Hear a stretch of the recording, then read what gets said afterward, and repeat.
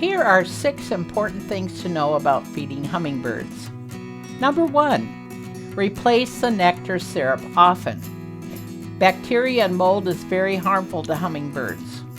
When it's cold weather, change the syrup every 3 to 5 days. In hot weather, change it every day because spoilage happens a lot faster with heat.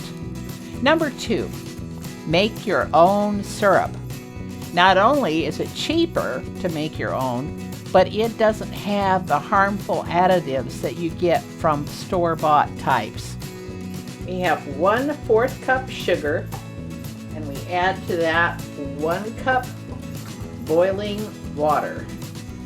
Mix, and we're going to let it set to dissolve and to cool before we put it in the feeder. And do not use red dye. That is harmful to hummingbirds. And the little feeder itself should have red on it, which helps to attract the birds. Number 3, clean the feeder thoroughly.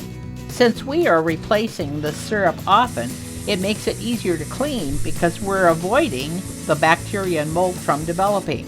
And I'm using hot water to rinse. But I always just rub it down like that we're getting hot water right through those openings.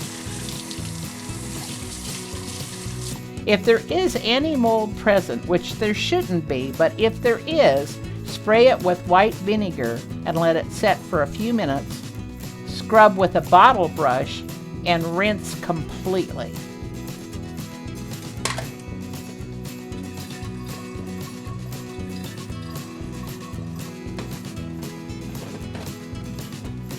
Number 4, hang the feeder in the shade. The sun causes the syrup to spoil, ferment, and encourages bacteria and mold to develop, so hang it in the shade, not in the sun.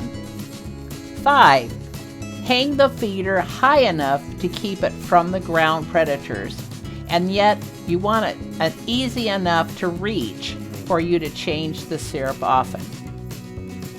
Number 6, don't give up on seeing hummingbirds if you don't see them right away. Usually they come fairly soon, but they do eat fast, so you may not even notice them at first. But keep the nectar fresh to encourage them to continue to visit your feeder. Why do hummingbirds hum?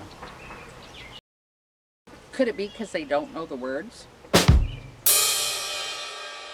I hope you enjoy the hummingbird as much as I do. This is Lena Shea, an Iowa mom. Thanks for watching.